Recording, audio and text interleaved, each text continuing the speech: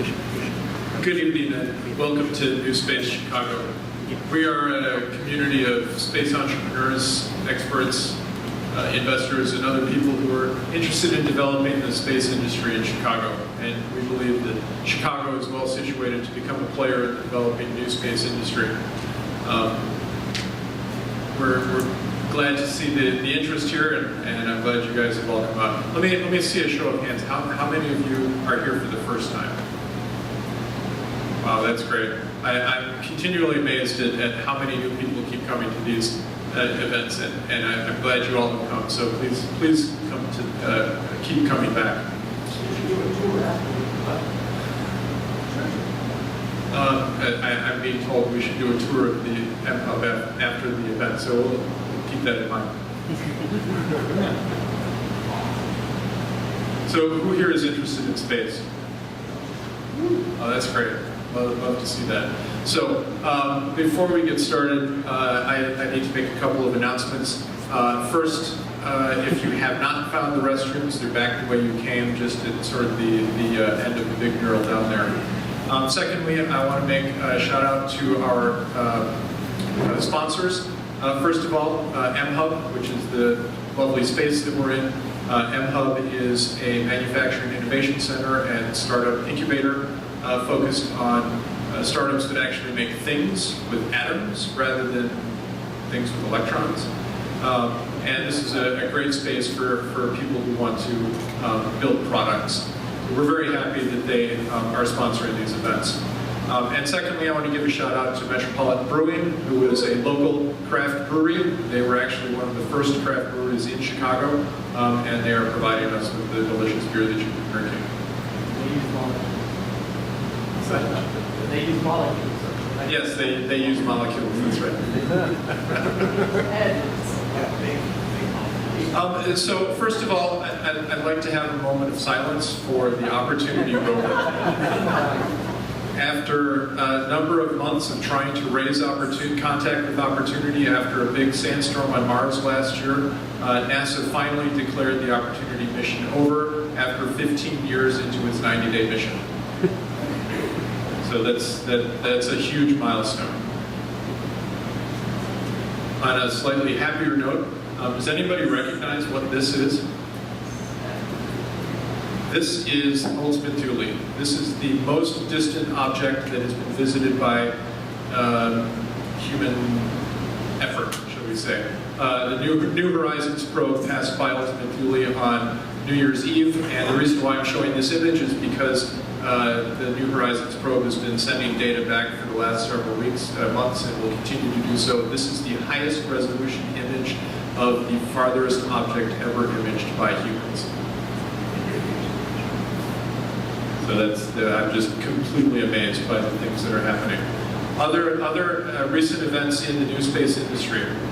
Virgin Galactic launched VSS Unity to space for the second time last month, and they actually carried a passenger for the first time. So this went to an altitude of about 55 miles, so technically speaking, they reached space. And this is a huge step forward for the commercial space industry, and in particular for the transport of humans into space. On a related note, I just love that image, it's so pretty. SpaceX also launched the Crew Dragon to the space station. This is the first mission of a human-rated spacecraft launched from the United States on a US rocket in about 8 years since the space shuttle. So this is a new chapter in the US space program. This is the important site here. This is Crew Dragon docking with the International Space Station. And if you take a look at this, this is the Cargo Dragon, which is currently docked at the space station. So some amazing things happening in the space industry. You all might like to know what's going on. So, as I mentioned before, NewSpace Chicago is focused on space entrepreneurship in Chicago. And in addition to having these networking events where we can all connect and exchange ideas and meet each other, we are developing programs to support space entrepreneurship. And the first one we are announcing that the Founder Institute has a fellowship for somebody from the NewSpace Chicago community. So the Founder Institute is a world-class program that creates founders. They're a pre-seed accelerator for people who want to create companies. The program is amazing. If you want to start a company, I strongly recommend going through their program. So they have extended to us this fellowship. So somebody who has a great space technology idea can participate in their program for free. And this is almost $1,000 value. So I strongly recommend that. The session is starting April 30th, so it's coming up real soon. And the deadline for applying to this fellowship is March 17th. So if you're interested in this, I encourage you to sign up for it now. The URL is here. Here's the URL on the bottom, and it's also posted on our website, so you can find the link on the website as well.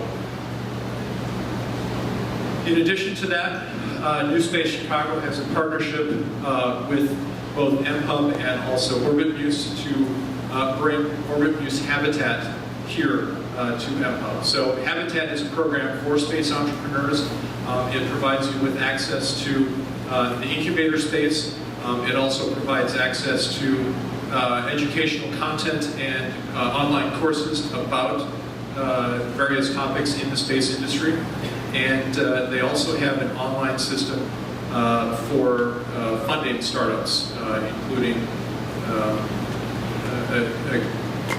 a crowdfunding platform. So this again is a very powerful program, and I strongly recommend if you're interested in starting a space company, which if you're here you should be, I strongly recommend this program. So those are all of the announcements. Now to move on to the main event, I would like to introduce Sean Casey. He is currently a VP of Business Development at Atlas Space Operations, which is not exactly a local company, but they're headquartered in Michigan. He's been in the space industry for over 25 years. He worked at NASA for quite some time, and subsequently has been involved in investment opportunities for space entrepreneurs. So without further ado, let me bring up Sean.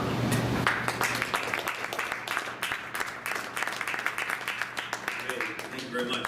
This is a great introduction by David. I'm glad he had some of those initial slides focused on NASA and Blue and SpaceX. Of course, there's Blue Origin. There's a whole host of companies today in this new space sector. So this is the first time I've been here at this MHub facility, and I've been to a lot of tech shop type programs. And Tech Shop was a early stage was a startup out of the Bay Area providing similar type facilities. And this is an excellent facility, having been a fan of these things and seen a number of them around the country. So I would encourage you to come back and take a tour, if not tonight, some other time, and think about what hardware I want to be building. Today, for my talk, I'd like to thank David for inviting me out here. I have some just general comments about the space industry. I've been involved in Silicon Valley Space Center and the growth of the new space industry from 2000, over the last 10 years. And so I've seen how a number of companies have succeeded, other companies have failed and disappeared. So if there are things that I haven't presented tonight, I'm happy to talk about whatever it might be from your questions. Founders Institute, I know Adeo Resi very well. Was talking to Adeo when he started his Star Fellowship program. And even if you don't if you don't get the Star Fellowship offer, I would encourage you just to go to the Founders Institute and go through their program about startups. They do a pretty good job of laying out the basics. And not all startups have to be venture capital funded. You can have lifestyle businesses, and think about Founders as it caters to both venture-backed companies and non-venture-backed companies. So you'll learn a lot by being part of their 8-week program. The email I have here is for NewCap Partners, which is an M&A group down in LA. I'm working with NewCap, focused mostly on M&A, which is like the exit part of startups. So one of my first slides is, I don't know if anybody saw the 60 Minutes episode on Planet Labs. Yes? No? Maybe it's still online with 60 Minutes. Today, if I was talking about NewSpace 10 years ago, people were like, what are you talking about? What are these small sats? How is that possible? You're going to fly a red box in space? Today, it's part of the popular vernacular. Of course, everyone knows SpaceX is a big success. Bezos is off doing his New Shepard vehicle, New Glenn vehicle. Was one of the first to do reusable vehicles, demonstrate reusable first stages. Branson, Virgin Galactic, how that's going to play out, we shall see with space tourism. And then, of course, there's Paul Allen. In 2011, we did an event in the Bay Area called Space is Not for Billionaires Anymore. And you can go back, it's with MIT Venture Lab, MIT Stanford Venture Lab. You can go back and take a look at that video, but it featured NanoRacks, which was one of the companies which is launching satellites from the International Space Station. Today, they're actually building their own launch port for the small sat community. So it's called NewSpace, but I'm like, is it still new? And I think it really is, because when David asked how many people are here for the first time, it still is new. And it's very important that now is the time to ask yourself whether I want to be involved in the new space sector. Even though Planet Labs, which started in 2011, is now on 60 Minutes, and you can read about new space in Forbes and Wired and a whole list of magazines. It really is still a new topic. And so today is the day to start thinking about, do I want to be part of this new space sector? Morgan Stanley, this is going to be big.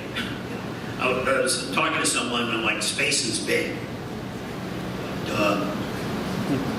Of course, but that's not what I meant. I mean, this industry is going to be big. We have only scratched the surface of what this looks like. Because once you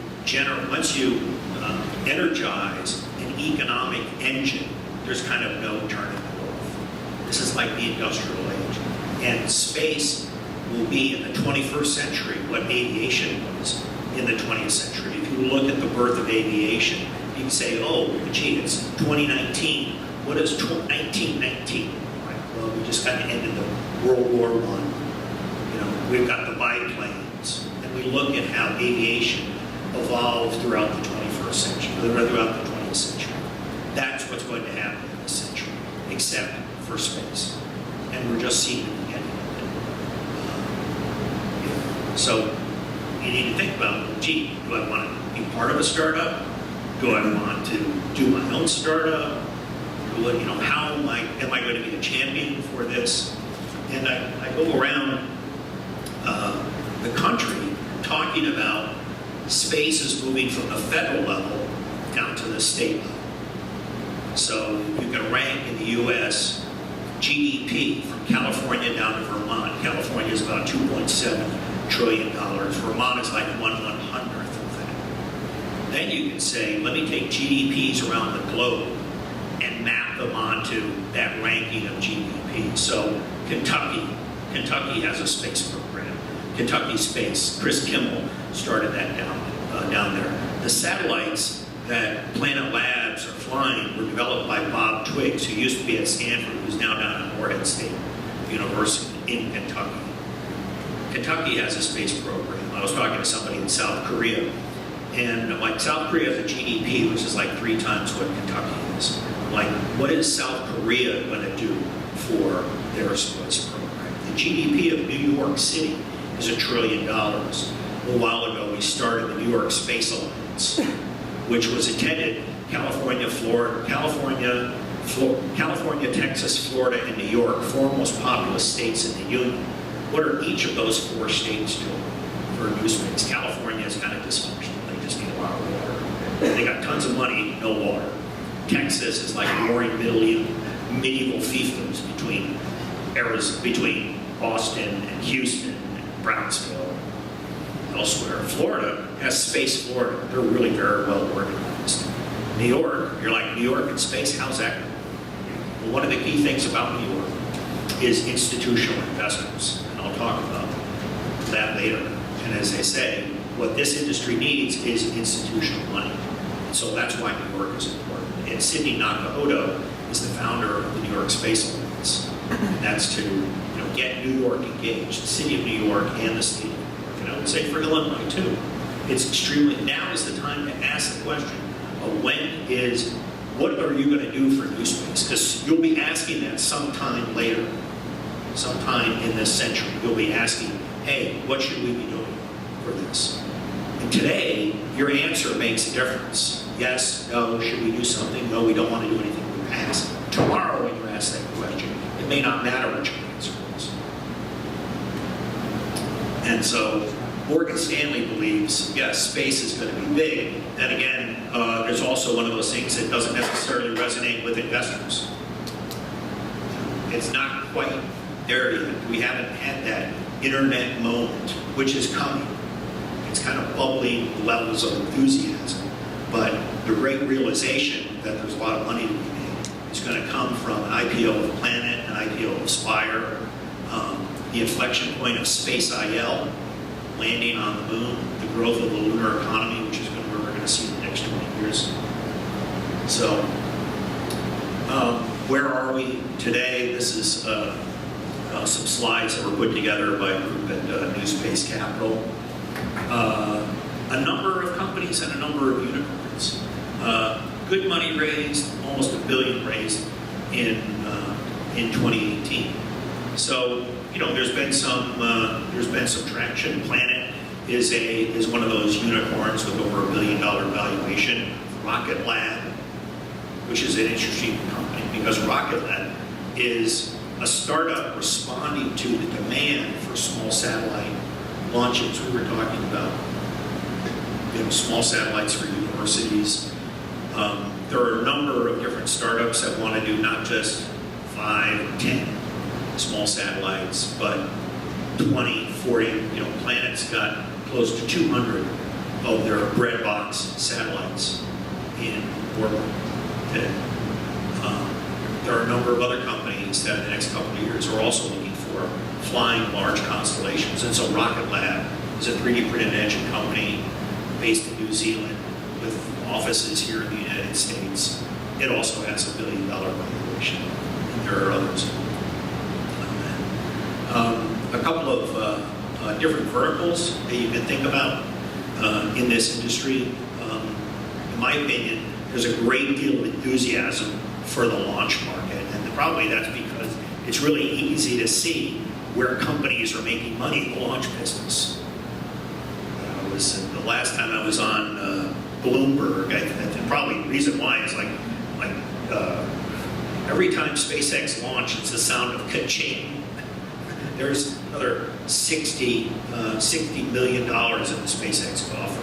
And so it's easy, the transparency is easy with a launch company. And today you've got probably over 100 companies that are wanting to be launch companies. We've got the DARPA Challenge, which is encouraging startups to build launch vehicles. And there's a bunch of regulatory hurdles. But this is already taken off, and there's already a great deal of investor enthusiasm for startups. Is all of it justified? Maybe not. So after that is space hardware companies. These are companies that are building CubeSat hardware. Millennium Systems was one company, was actually acquired by Lockheed not that long ago. Tyvek grew out of Cal Poly. Clyde Space, which is up in Scotland, was acquired by a company called AAC Microtech not that long ago. So we have a number of companies that are out just building the hardware that you need, much like the early stages of the automobile industry, where at the start of the automobile industry, you probably had like 100 different automobile companies. A bunch of them were consolidated under GM, a bunch of them just went belly up. But that same dynamic is what you're seeing today. We've got a lot of companies that are out building hardware, not only space hardware, but companies like Atlas that are building ground station hardware. Unless you get the data down, your data is really not worth anything. David gave a slide of Pluto, the New Horizons mission that did the Pluto flyby. I like to say that, with the Pluto flyby, we've kind of completed the market survey of the solar system. And what we've determined is the largest markets reside here on Earth. Also a good place to live, too, if you're kind of carbon-based life like us. So, anyway, you got to get the data down in order to make money. So there's a lot of activity happening in the ground station segment. And it's not just, here's a ground station, why don't you just use this? The guys that are building the hardware, there's innovation in the RF chains and RF development. And that's an important component of why this ecosystem is succeeding. Aerospace sector, if you're a study of economic disruption, if you read Clayton Christensen's book on the innovator's dilemma, there's any number of this series of books, aerospace industry is reluctant to adopt new technology. The way they protect that industry is by having a large barrier to entry that keeps entrepreneurs out. You lower the barrier to entry because of things like CubeSats. And all of a sudden you could flow a lot of innovative technologies into that space. About 4 years ago, I got all these phone calls from Raytheon, from Ball, from Lockheed, from Northrop, like what the hell's happening here? Should we be paying attention to this? And primarily that was a result of Google buying Skybox for about $500 million. Was that a good deal for investors? That was okay. But that kind of put the aerospace industry on notice for the disruption that was coming. And so it's important, I think, for the industry to embrace change and embrace opportunity, and not just say, oh, well, here's how you're going to do business, and you can only do it this way. We need to, the internet version of space is where a lot of non-space people come into the sector and say, hey, I've got a new idea. How come you're doing it this way? Let's do it something else. So if you're a space entrepreneur, you're like, hey, I don't know anything about space. I'm like, so what? There are a lot of people that do. What you need to do is you need to identify a really big market. And the thing about LEO and low Earth orbit is that you can have access to really big markets. In fact, the entire planet is your market. These days, it's not just I have to build hardware, but maybe I also want to just do a software company. And I actually put that challenge out to people. It's like, hey, there's all this data from Planet, there's all this data from these other companies, there's all this data from the Sentinel mission. How can you take the technologies that have large economies of scale associated with AI, deep learning, and big data? Large economies of scale is that there are a lot of other industries that are focusing on the impact of those technologies. How can I use that and apply it to the space sector? How can I use additive manufacturing and apply it to the space sector? Rocket Lab is an example of that. Vector, go on down the list. So, space services, companies that are, we saw the slide from the ISS. NanoRacks is an aggregator. NanoRacks launches satellites from the ISS. They don't have rockets, they don't have a space station. What they do is they aggregate payloads, package them up, buy a ride, and then send it up to the ISS. So there are companies that are talking about refueling in low Earth orbit, using water as a fuel for propulsion systems on small satellites. And enabling technologies. And this is what we've seen. There are a number of companies that are like propulsion companies. Phase 4 is one example. It started, I believe, technology at the University of Michigan, ended up down in LA and San Diego. Phase 4, it actually uses a plasma thruster, and it's one of those technologies that's important for orbital correction on small satellites. And so you can have disruptive technologies that can make their way into the new space sector that provide clear benefits to the small satellite community. And I would say just in the last couple of years, we've seen growth of enabling technologies. So we've seen, based on demand, we've seen the growth of launch industry based on demand, and we've seen the growth of enabling technologies. So lots happening on that. In case everyone's like, hey, tell me about VC activities. This slide I don't like, because it's like, oh, and then it drops off precipitously down here. That's this year. So everything else. There are a number of other high points in this chart. And what this chart doesn't show is not only VC, it's listed as showing VCs, but it also includes institutional investors. And if you look at the numbers that are here, 15, 16, and 17, what happened is the rise of institutional investors. There was $1 billion that went into SpaceX, and another, quote, $1 billion that went into two companies, really dominated the investment environment. You have to subtract those out, and then it kind of evens out a bit. But, and I think my next slide talks about that, if you break those down. But that itself is important. Number one, it's important to see how venture capital has been putting money into the space sector. But then the second tier is how institutional investors are showing up. Google and Qualcomm, SoftBank. SoftBank put money into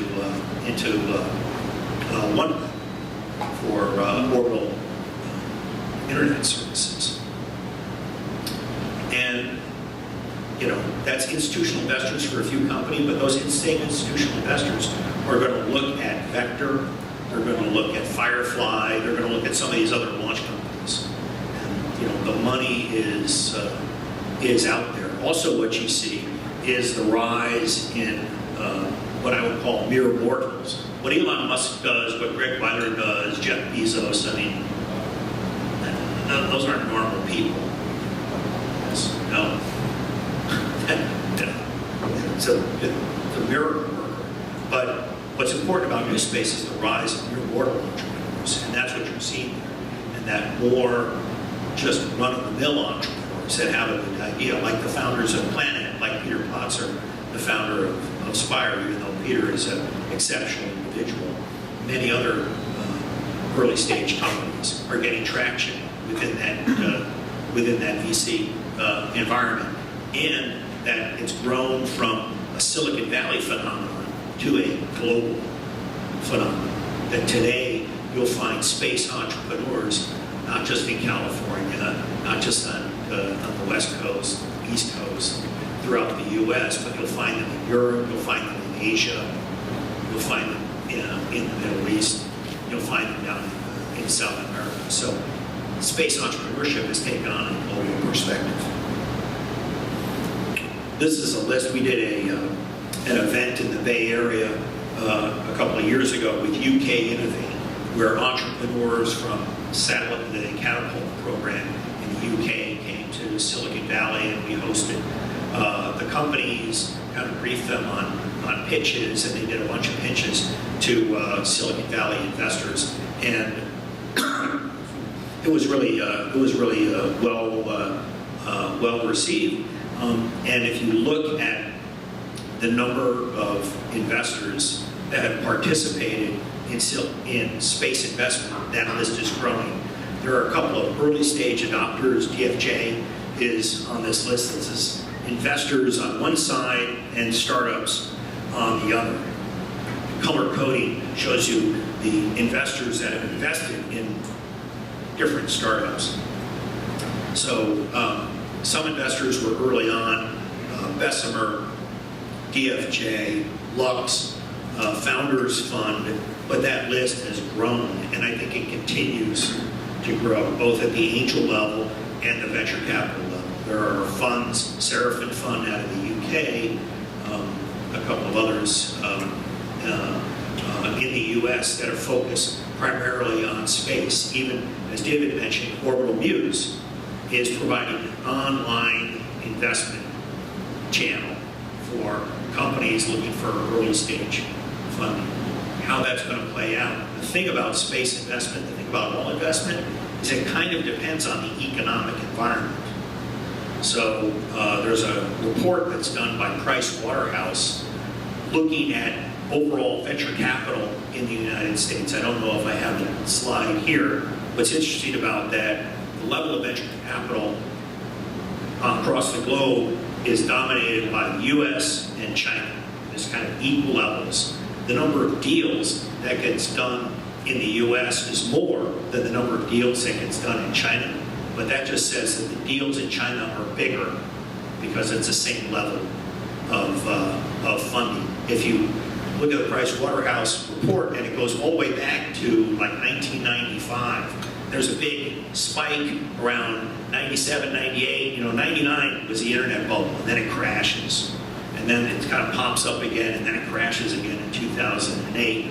But in the last couple of years, 15, 16, and 17, those have been high watermarks for venture capital investments. And a rising tide raises all boats. And so now is the time to do a startup. If you can't get money in this environment, well, there's probably just something about what you're trying to pitch.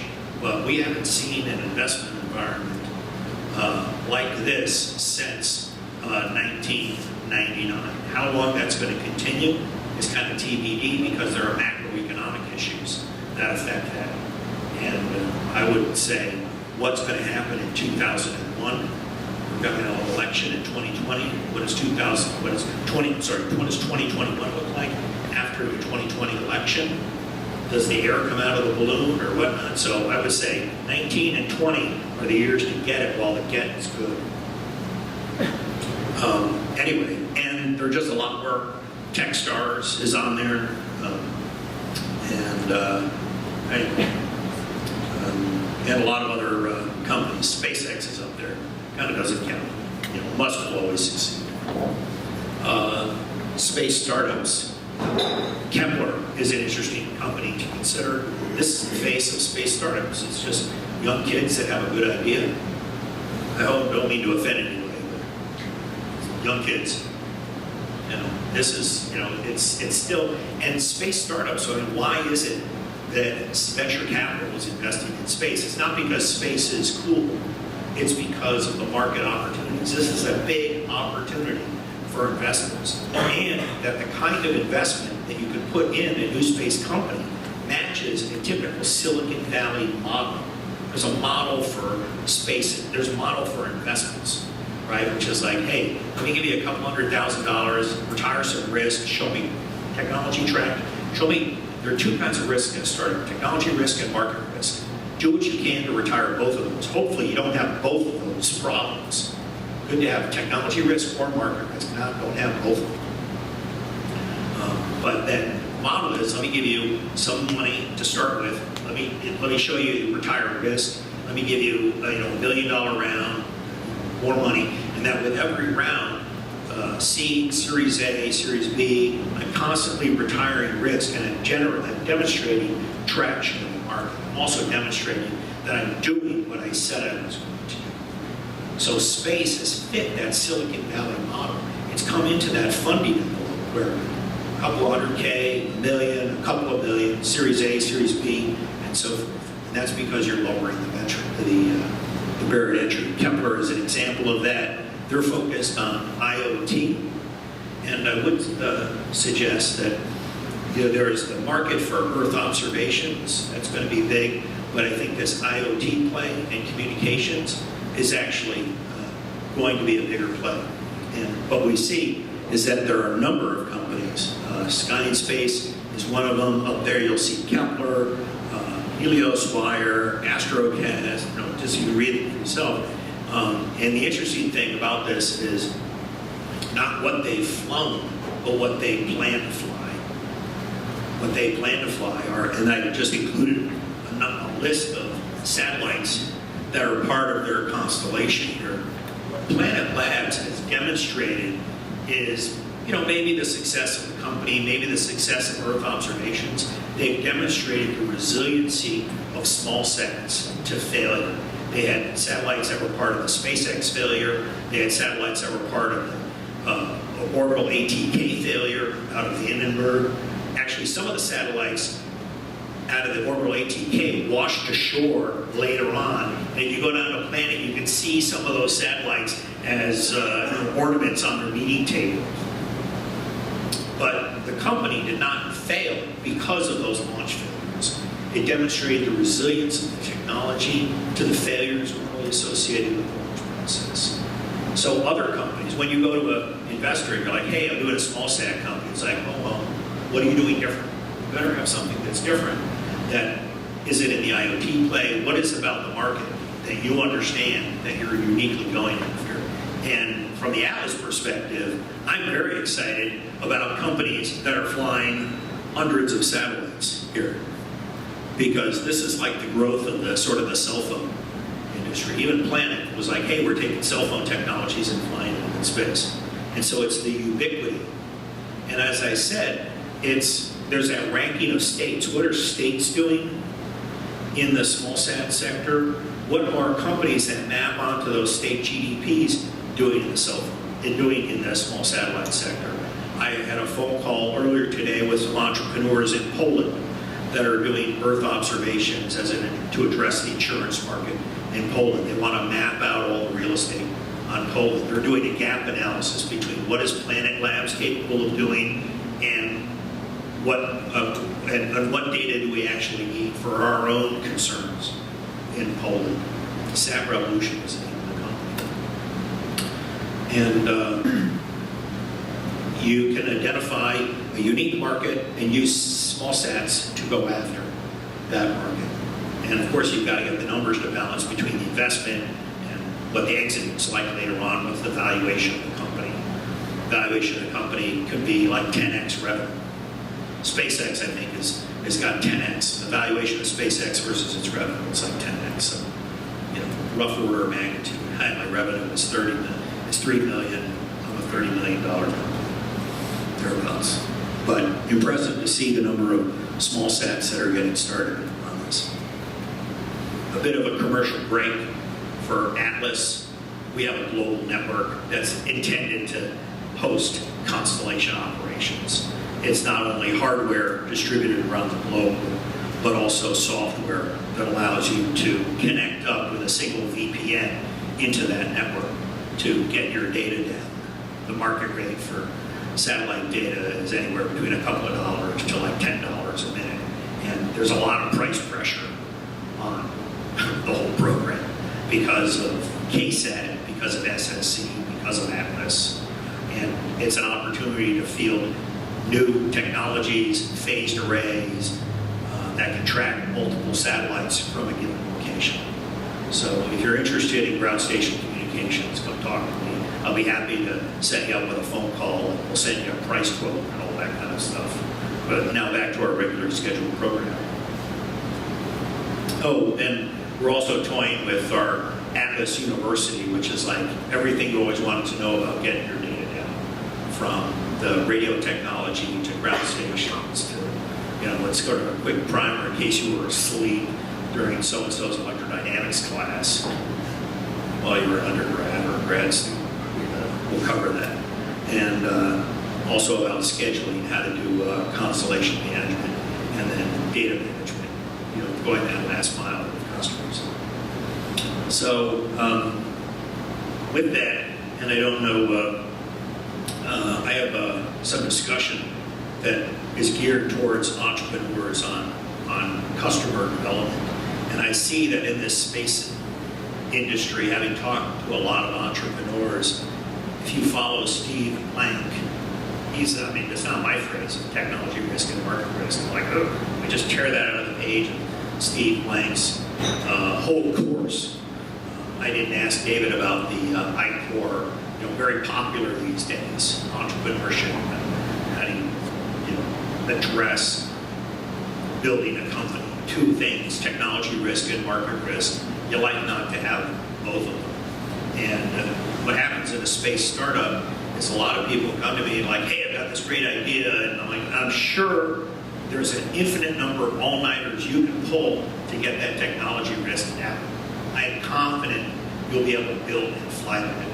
What I'm not confident is your ability to sell that data or whatever it might be. Tell me about market risk. Tell me about the reduction of market risk. And so the slides I have here are kind of talking about that point. And maybe it's also a plug for Founders Institute, because with Adeo Resi and everything, like, hey, can you talk about something? I'm like, sure. This is the big issue in my mind for space entrepreneurs is markets.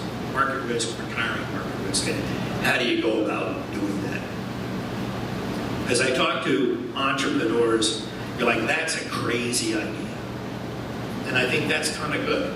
I've always wanted to be kind of encouraging people to pursue whatever idea that might be, because I'm not the arbiter of good ideas and bad ideas. And the crazy thing about entrepreneurship, if you saw the movie A Beautiful Mind, I found that to be a really disturbing movie, because if you're creative, you're like, is this real? Is this a real opportunity? Why has nobody seen this? And when they interviewed, what's his name? The Nobel laureate. John Nash. John Nash, right? They're like, hey, do you still hear voices? He's like, yes, I do, but I just ignore them. And how, if you're an entrepreneur, how are you not in that dilemma of, I've got this great idea, what am I going to do? Well, I think the thing is, as Steve Blank says, is you've got to take it out of the lab and into the field and start really addressing customers. And I was talking to one of our Atlas University salespeople, and I'm like, you got to go out and you just got to talk to the university people and say, what is it that you want? This is what we're offering, but is that a really good product market fit? So I think even though you've got a crazy idea and everyone else will tell you it's crazy, that's actually a good thing.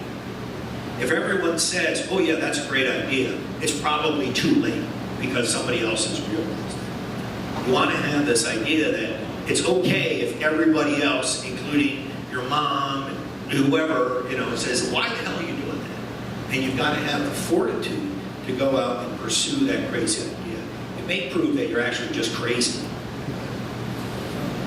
And anyway, but with that, you have to identify, it's like a science program, you've got to identify the assumptions that you have about the market and then go work on retiring it. So as I mentioned, Steve Blank has a lot to say about this, and perhaps my comments reflect what Steve Blank has to say. And if you're a space entrepreneur, I really suggest you look at two things. One is the business development campus, which has been embraced by Blank as sort of its own thing from elsewhere, but it's very helpful in the description of your business, and then listen to all of the stuff that's associated with Steve Blank and his online program, but also point out that Y Combinator has a whole bunch of online material as well, focused on the Y Combinator entrepreneurship program.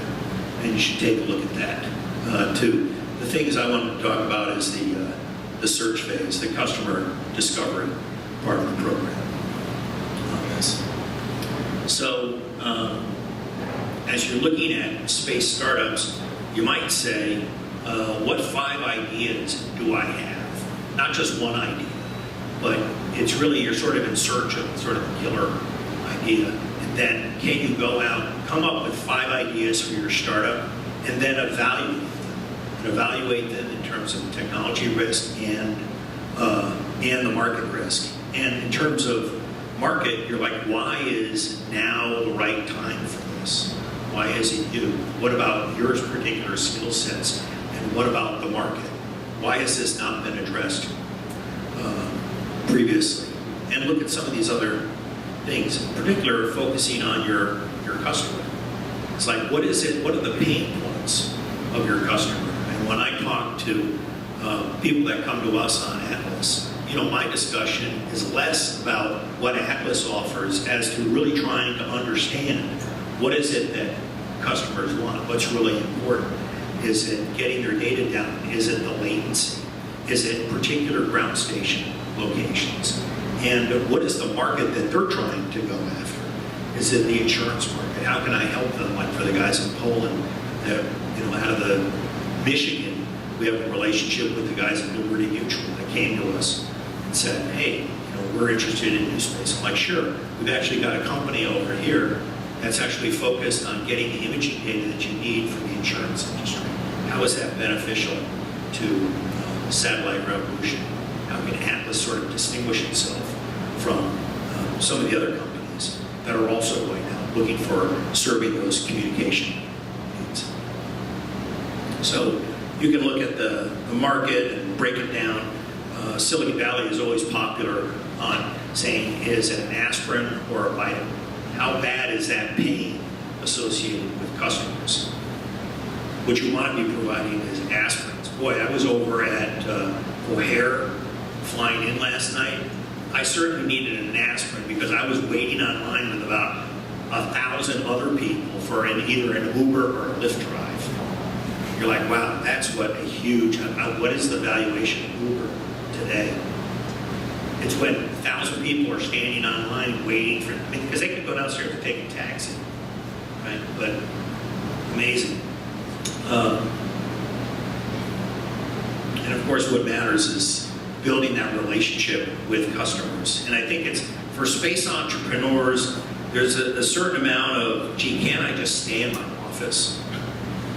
That having to go out and talk to people and socialize, that's kind of a tough skill set for scientists and engineers to kind of deal with. So that's not their forte. I would say their forte is doing analysis, their forte is making hardware work miracles. But in this space, it's very important to figure out how to engage the customers. This is what Planet is struggling with. This is what, and then a number of other space startups are struggling with. Not on SpaceX, but they got people coming to them. And the interesting thing about SpaceX is that a good fraction, 60% of their payloads are non-governmental payloads. But the issue for many space companies is, how do I engage derogatory Joe Lunchbox and Mary House? How do I engage the regular people with space-based technologies? How am I disrupting their lives? What am I providing that they really need? I kind of don't have an answer to that, but I just put it out. And you only get that by engaging with customers. So as you talk about your product and all its features, you've got assumptions that the customers actually need all that. And of course, what you've got to do is go out and talk to customers and engage. And engage with kind of a heartfelt conversation. Your first discussions are not trying to sell them stuff, but it's trying to understand what it is that they're looking for, and really taking note of their reaction to what you're proposing. You're like, hey, I've got an idea for a product. How do they react? Is it positive? Is it negative? You can't be afraid of people calling your baby ugly on this. So, and that's probably tough for entrepreneurs, and that's why the persistence is so very important for entrepreneurs in that discussion with customers. So, why this customer is going out and finding them. A lot of people go to space conferences. There are tons of space conferences these days, between NewSpace, put on by Space Frontier Foundation, Space 2.0, put on by InfoCast. We just had the Small Satellite Symposium. I don't think your customers are going to those events.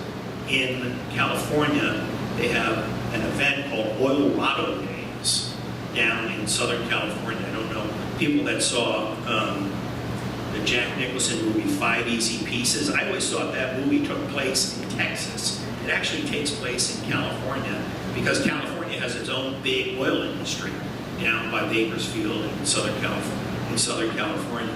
And so Oil Rado Days is where the California oil industry gets together. You want to engage with the oil industry, I suggest you go to their meetings.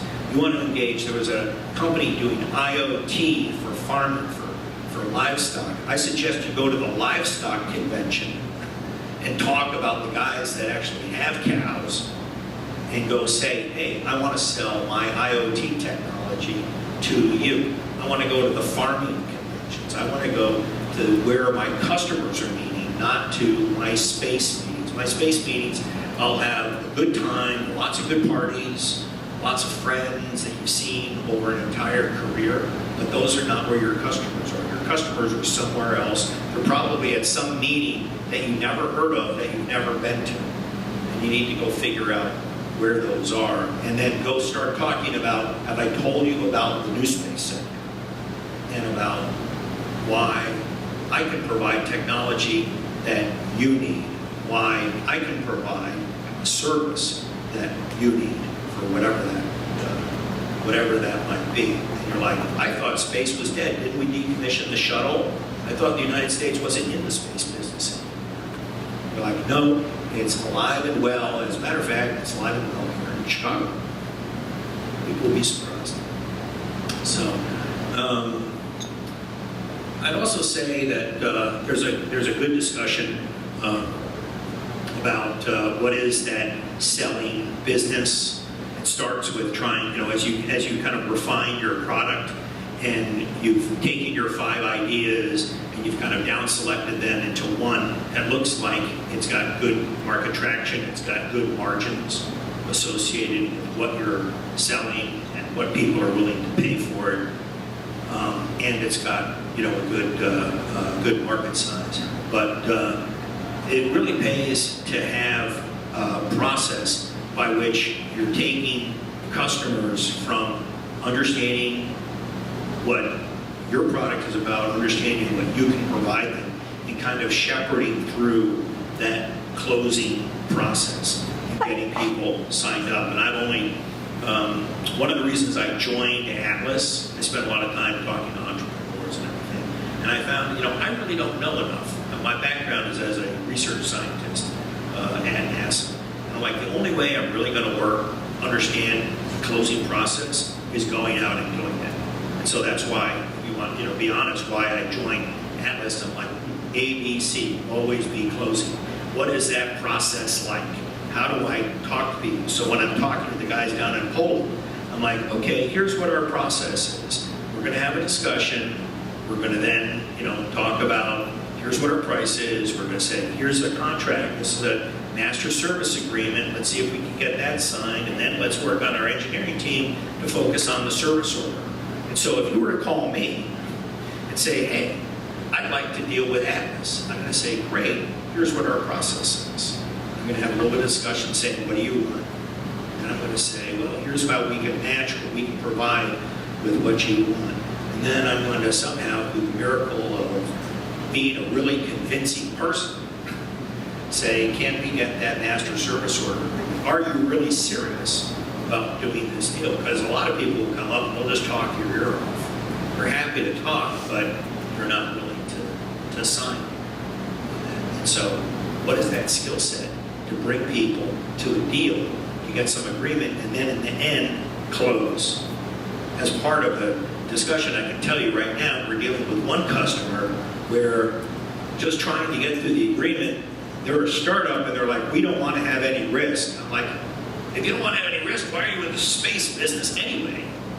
But it's a long, protracted process, and so I have empathy for anybody that's working this sales cycle and working the sales process and working to make this industry succeed, because market risk and customers is what this industry is about. It's not about CubeSats, it's about markets, about looking at what markets are going to be a great opportunity for us. So,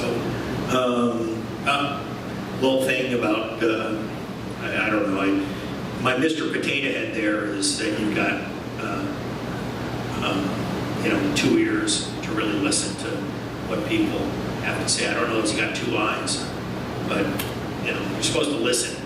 You're really listening to customers, and then some other things, always asking why. And I think people know that. What are the 5 whys? Why are you doing this? Why are you doing that? That helps facilitate the discussion. Always I've always tried to be encouraging to entrepreneurs, because I know it's hard to know out of the 10 things that can really screw you up which one it's going to be. But it's running through the gauntlet, and as I said, we may all not succeed because of what the economy may do in 2021 for no fault of our own. But time to press on. And I always like to have a discussion with two people when you're interviewing with customers, so that one person is talking and the other person is listening. And somehow at the end you can kind of compare notes and sort of see what actually happened during that meeting.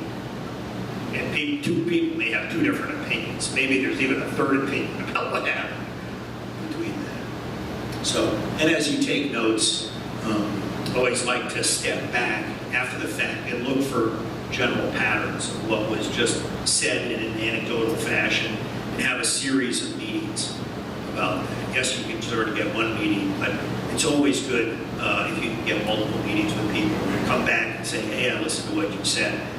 Here's my revision to what we're offering to you. And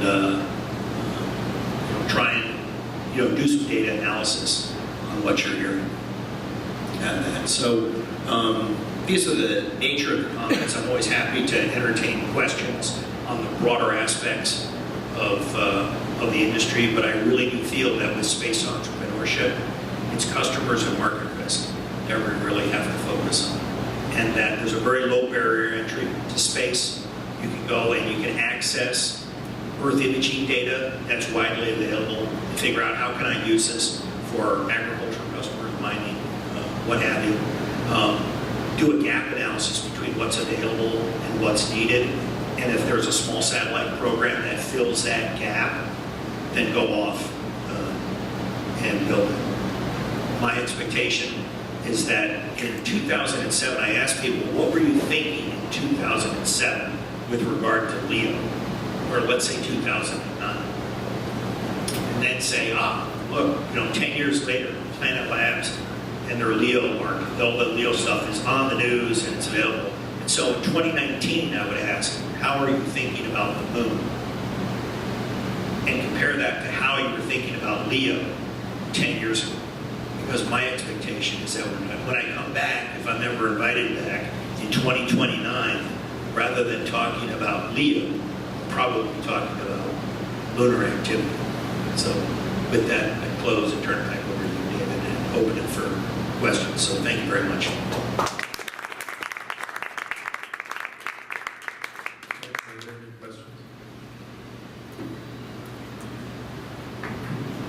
Hi, thanks for the presentation. It was really exciting. Just a quick administrative question, I guess.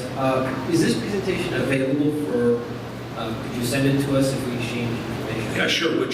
Yeah, I can happy. David, you got a copy of it. You've got the PDF version, so feel free to share that with everyone. I don't know about the slides. I usually have slides at the end here that might be somewhat embarrassing. Let me check. Let's see. No, I think slides of who knows what. But yeah, you're happy to share that with you, with everybody. So earlier you mentioned really getting the consumer interest in space entrepreneurs, space companies. I was curious if you see the industry as ready for B2C offerings, or if it's going to be primarily B2B for the next few years. I think it's mostly B2B and providing services. There are a number of companies where, hey, you can go online, you can get a satellite image off of that, but I think it's building companies that address broad segments of the market. I don't necessarily, unless of course you're Richard Branson and you're doing space tours, which is definitely a B2C play. But I think the real opportunity, the real business of space is business. So if you're a company like Made in Space and you're doing 3D printing, you're like, I'm a company that needs 3D printing on the International Space Station. We're going to come to a time where rather than building our satellites on the ground, we can kind of assemble them in orbit. An example of that is Zach Manchester, who did one of the first Kickstarter satellites for space, and it was called KickSat. And what I liked about it was Zach was a graduate student at Cornell trying to fund his PhD work. And so what he did was he did a crowdfunding campaign to raise money to build KickSat, which is a 3U satellite with a lot of chipsets in it. And it had about 300 little chipsets. The first one had a timing problem, and so it didn't deploy the chipsets. But with that concept, you could have that online, and then people could say, oh, I want to buy a chipset. I want to buy a chipset as a birthday present. You know, it was, to me, the lowest entry point to fly something in space. And a chipset would just go beep, beep, beep. It's kind of like a Sputnik on a chip. And, you know, could be available as a B2C play. But it's one of those things where if you put it on the ISS, you could have it sit there, and when you sold all 300 slots on it, then it could be deployed and launched, and you know, all hardware was already in space and kind of just sitting there as inventory.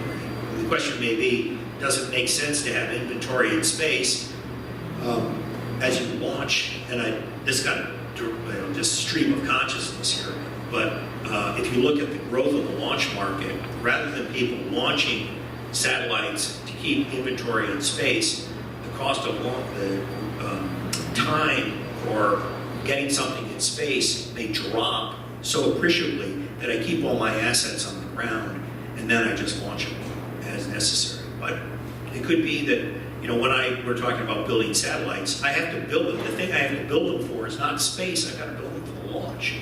I've got like a 6G load up to low Earth orbit. If I can assemble it on space, I can build things that are built for a microgravity environment. I don't have to build it like a, you know, blank brick, blank, you know, and survive that launch. So there can be something to be said about just building things for the microgravity environment that function in the microgravity environment. You know, the lunar module, we're coming up on the 50th anniversary of the Apollo landing. Lunar module, you're like, look at that thing, you're like, how is that a spacecraft? It's a spacecraft that's designed to land on the moon, period.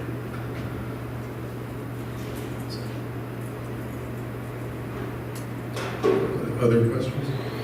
Is anybody thinking about a space startup? It's like, maybe, you know, don't want to be embarrassed with it. So what are your thoughts on, you know, if you're trying to build like hardware, pre-seed funding, like, you know, you could go to VCs, but could you explain that kind of process? Would you do like a family friends round? Like, Yeah, absolutely. Number one is you've got to convince your first sales job is who's going to join me on this venture. If you're going out and raising money and it's just you, you're probably not going to succeed because you've got to convince some other people that it's a good idea to put some sweat equity into this company and get going on it. I always say there's two things that you got to talk about in a startup. One is money and the other is time. Because a lot of people will say, you're like, hey, I'm doing this startup. I'm like, hey, great, I'd love to be part of it. I've got no money and I've got no time. But other than that, count me in. And so I think the first part is, who is my team? Who are the people that are going to put time and, quote, money into this? And if your family, if your friends and family kind of don't believe you, they'll probably believe you. You'll probably feel bad about taking their money too. But you've got to be super motivated to make good on that. David Rose has a couple of videos about, you know, pitching to venture capitalists. And if you're an entrepreneur, you wake up and you're terrified every day because you've got people's money on the table, you've got your reputation, you've got a whole market that you don't know how you're going to address, you've got a whole bunch of technology that you don't it's not going to work, and you've got, when you go into an investor meeting, you got to be chipper. Everything's going to be fine. It's going to be great. We're going to make a ton of money from this. So you've got to hold these conflicting ideas, but build your team. The team, when startups fail, most often it's the team. After that, it's all market issues. The market's not right, the timing's not right, you're not acquiring customers. And then I would say checking at home too, right? Because you probably have people at home that are like, hey, what happened to you? You know, why is, you know, get permission from home, hey, I'm gonna go do this. And that, but if you get your team right and you're focused on this and you've got a disruptive technology in a very big market, that's what investors want to hear about. And it's hard to do, but you know, there's an existence proof in it. Yes, sir. So I take it a lot of people in this room know about CubeSats and all of that, but I'm sure I have friends and family that have never heard of that before. So how do you educate the non-space person to invest in you, or to market your business to that non-space entity that really doesn't know how exciting this is and that there's opportunities here? I would say it's not about space, it's about the market opportunity. And the technology is a vehicle for addressing that market opportunity. You know, you can kind of come at it and say, you know, here's, when you start on that, you're like, here's what this big market is. Here's what the pain point in that market looks like. Here is what people are willing to pay for addressing that pain point. And here is the product, here is the technology that helps address that pain point. And oh, by the way, it just happens to be in space. And you're like, space? I didn't know people could do that. And you're like, did you watch that 60 Minutes video? Did you see, you know, here's this technology is not a fantasy anymore. It's something that you can actually use. We've got a whole bunch of suppliers. I don't have to build this by myself. I've got a whole bunch of suppliers that can build my CubeSat. I've got a whole bunch of companies like Atlas that can provide ground station services for you to get your data down. And I've got a whole bunch of launch companies that can help me get up there. So today, it's a different story than it was 5 years ago because there's a whole developing ecosystem. But I would start with the market opportunity and say, why is this market the right market to address? And then why is space technology the right technology to address that market, in my humble opinion.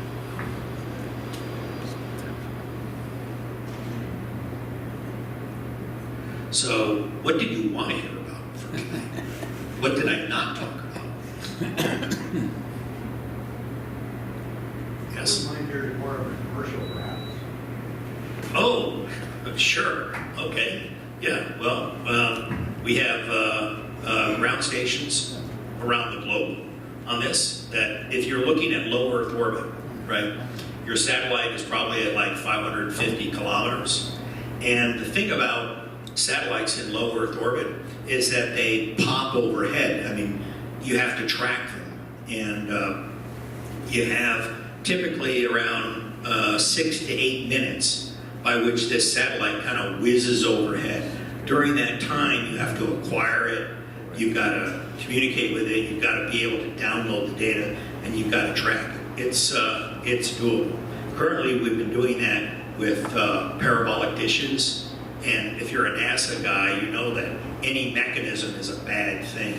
And so what we're working on is phased array technologies that allow you to, through the miracle of software and multiple receiving antennas, combine the RF signal that's coming in with different antennas, phase shift them based on their different location, and then co-add the signal to extract out the signal of that satellite as it tracks overhead.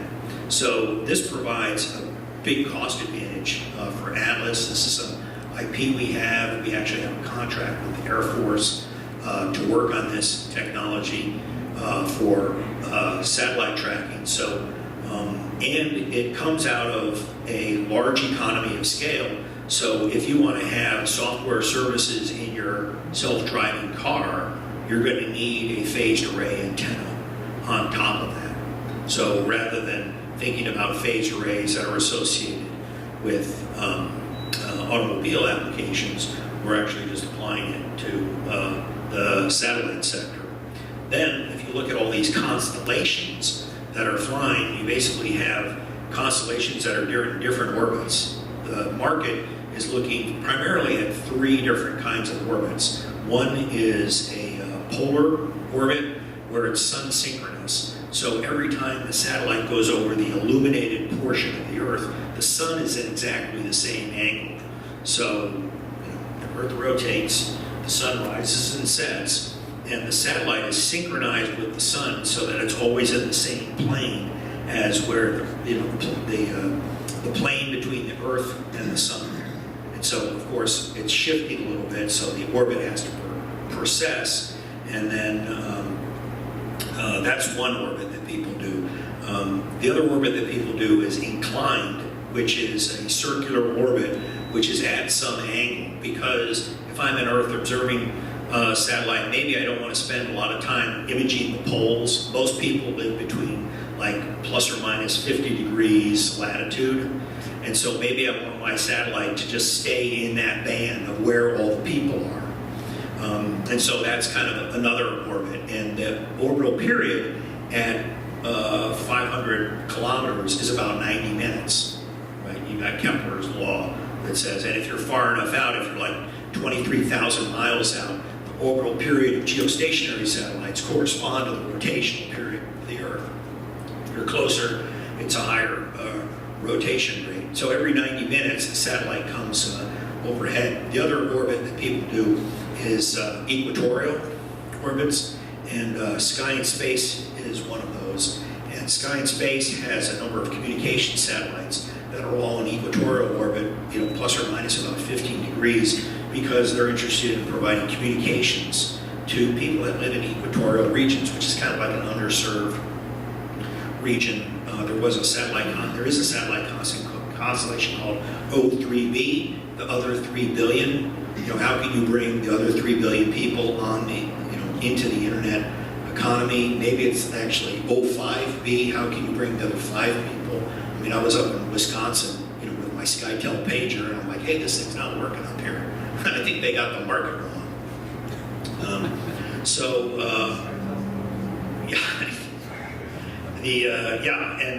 With the space business, you're like, how is this not going to be just a Viking funeral where you just send a bunch of money out of the ocean and watch it burn? And what's going to happen when O3, how much risk is embedded in O3b, and how much of this is industry depend upon the success of O3b? I'm sorry, not O3b, but OneWeb. Greg Weiler was at O3b, and then he left O3b and he went to go start OneWeb. So, and OneWeb was one of those billion-dollar funded startups from money from South Bank. So we look at, our customers are in kind of those 3 orbits, and then the number of satellites that are in that orbit is not 3 or 5, it's 100 or 200. So you have all these satellites going around, and you've got to put in the trajectory for those satellites and then say, okay, well, which one do I want to observe? And if I've got a pointed dish, I'm doing one satellite at a time. And that's why you need to have phased array technology, because the growing, as I said, one slide I showed, that all those IoT companies that have nothing in orbit now, but are planning to have hundreds of satellites later, you're going to have all these satellites whizzing overhead. They need to get their data down. How do you do that? And so with Atlas, not only do we have a hardware solution, but we also have a software solution that says, let's put in the orbital trajectories for those satellites and then figure out, if you need to get data down, which satellite and which network node is available to get that satellite's data down, and then how do you arbitrate which satellites have a priority. So we have tier 1, tier 2, a number of tiers of support, because some people are like, hey, I just took this picture and I've got to get it to my customers in the next 20 minutes. Right? right? Other people are like, hey, we're doing this survey and I need to get my data down tonight sometime. So, we're fleshing that out between what's the latency that customers want. And then between the frequencies that people use, we use S-band for command and control up and down. And then S-band is about 2.4 gigahertz. And then up at 8, 10 is X-band. And so X-band, you can get a lot more data down in X-band. And so companies like Planet, they typically have command and control over S-band at 2.4, which is basically a Wi-Fi frequency. S-band, and then X-band is used to get all their data down. And so our network of antennas support S-band and X-band, and then we're looking about the market needs for Ka-band, which is a higher frequency up at 18 gigahertz, and that you can get even more data down. In addition to RF technologies, we've got partnerships with optical communication companies, and I think one of the comments is that for what's that called? For trading, high frequency trading, milliseconds count in high frequency trading, like hundreds of milliseconds count in high frequency trading, and the index of refraction in fiber actually means that light moves at a slower speed than it does in a vacuum. And so the theory is, for some companies, is hey, let's do optical communication in space and we can trim about 100 milliseconds off the time it takes between when a trade is executed and when it actually happens. So Atlas has partnered with one of the satellite companies geared towards serving high-frequency trading markets, but on our end, we're like, hey, we can use that, we'll address the other people that want optical communications in low Earth orbit. So I like to think that Atlas is addressing both the innovative hardware solutions with phased arrays and optical communications, and then innovative software to help manage all of these satellites that aren't flying today, but will be flying later on. So if you've got a 50-ball, 100-ball constellation that you want to fly and you need to get the data down, come talk to me. Happy to chat. So that's the extended infomercial. At our last event, we had Mark LePena from Zenesis Right. Presenting. Is there a relationship between Atlas Yep. and Zenesis? Yeah, Say something. yeah. Mark is working on the terminals associated with optical comm, and Mark is part of a joint venture that we have for optical communications. So that is correct.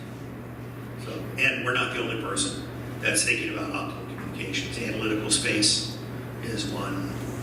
There's just a lot happening in this area. So, and the things to think about is, do I even want to be part of this growing space sector industry? Because it's not just about the technology, but it's also about marketing. It's just like any other business. Tell me about marketing. Tell me about building the brand. Tell me about getting our name out there. Tell me about how to land the customers.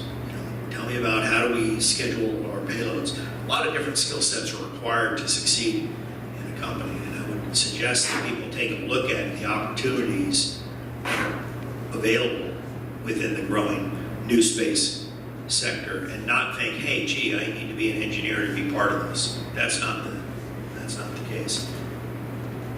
As I tried to emphasize, it's you don't get the markets right, you're going to be out of business.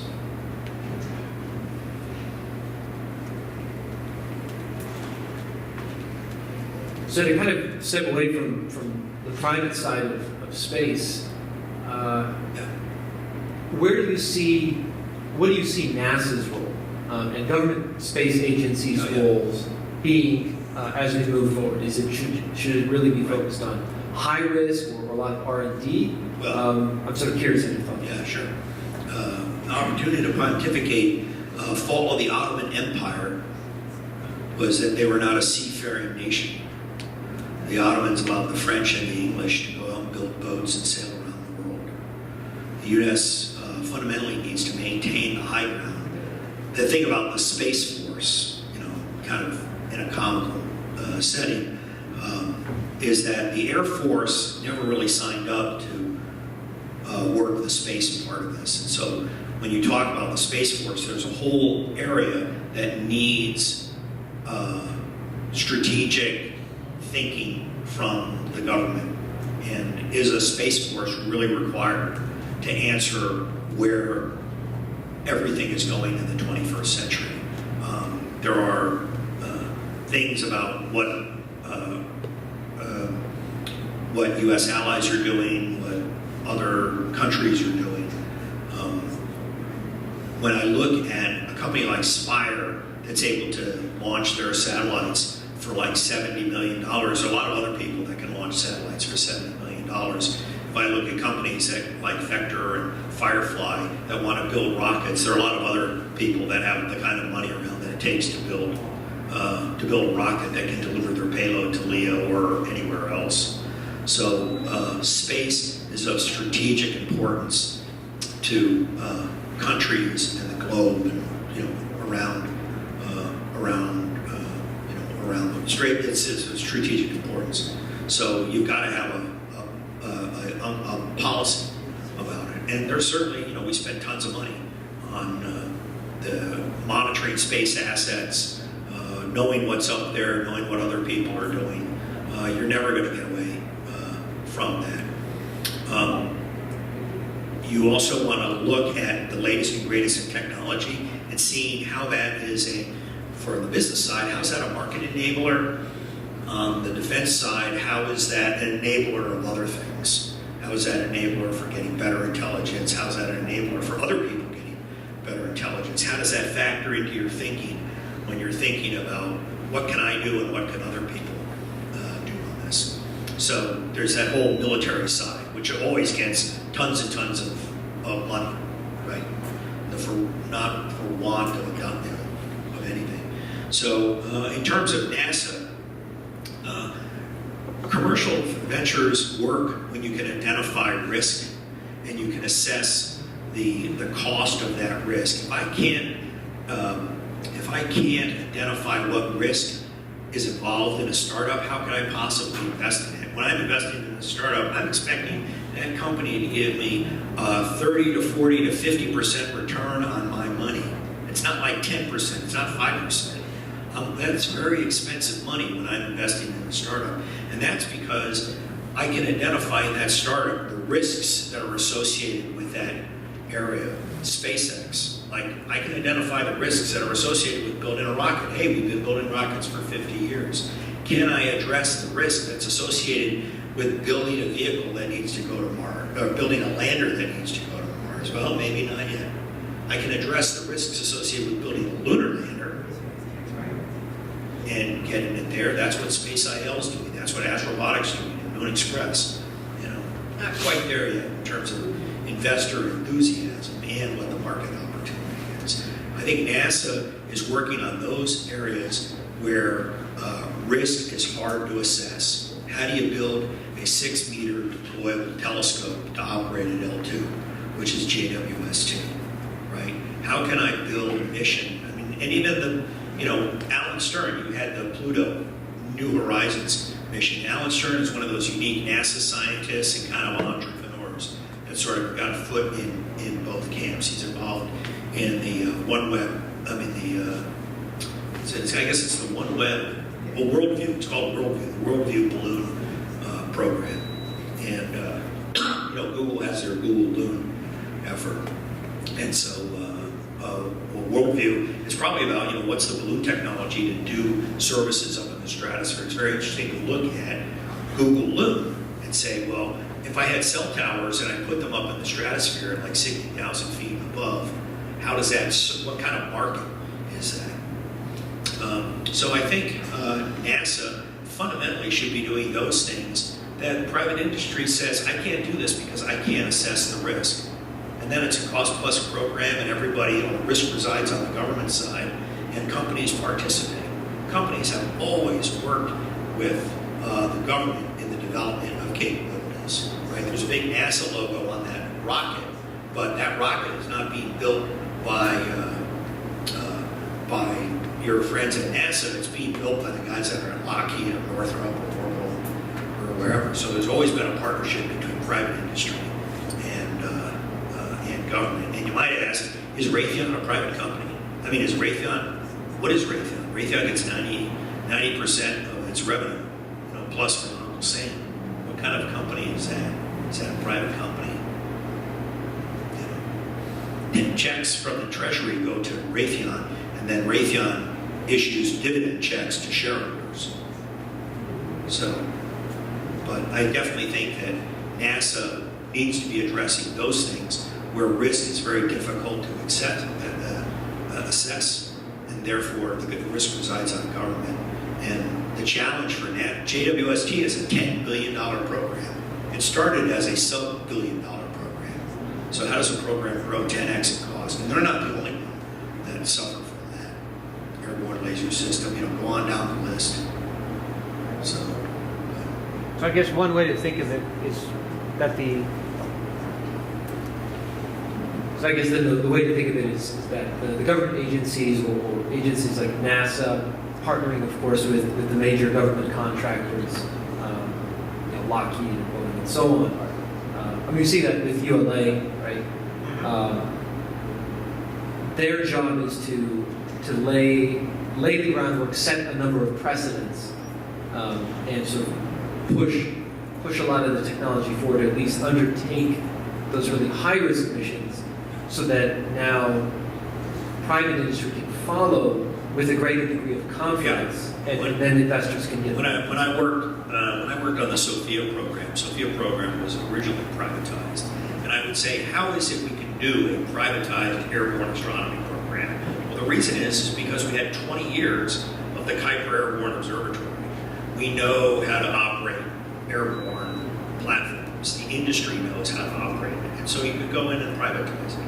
When you look at SpaceX, you got a lot of young engineers there. You got some old engineers. You got something old, something new. You got a mix of people. Some of them haven't been in the government. Some of them have been in the government. And everyone brings their own unique skill set to the table.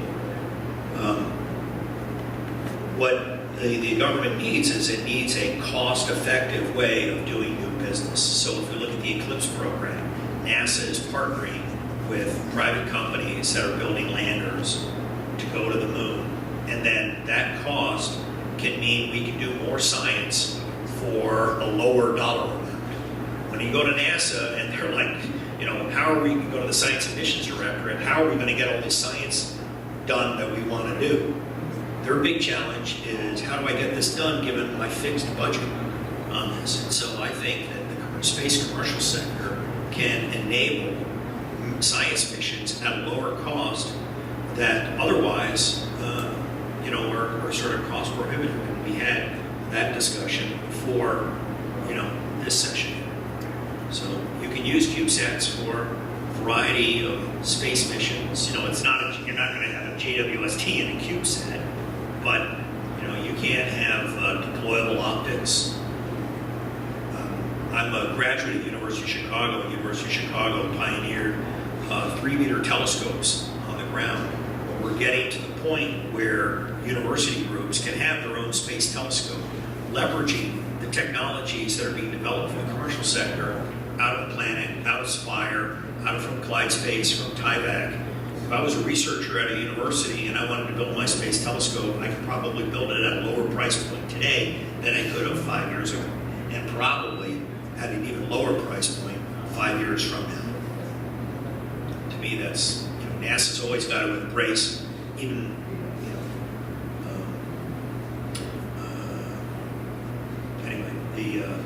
before the nanotech was, what did they call it, micro devices, etched out of silicon.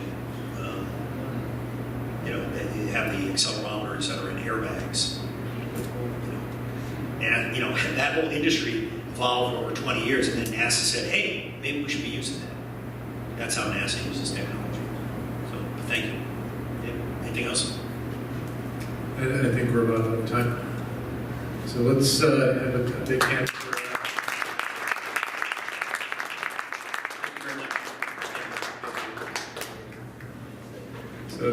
Thank you all for coming out this evening. Next month, we are having the third in, our speaker next month will be Charles Budd, speaking on space law, the third in his series on space law, and I believe he will be addressing some of the cutting edge issues in property rights in space and how that applies to things like mining asteroids and some of those issues. So I hope you all be able to come out next month for that. One final word, NewSpace Chicago operates on volunteers, so if you're interested in supporting what we're doing, please talk to me afterwards, and I'd be happy to have your help and contributions in making this happen. Thank you all for coming out this evening.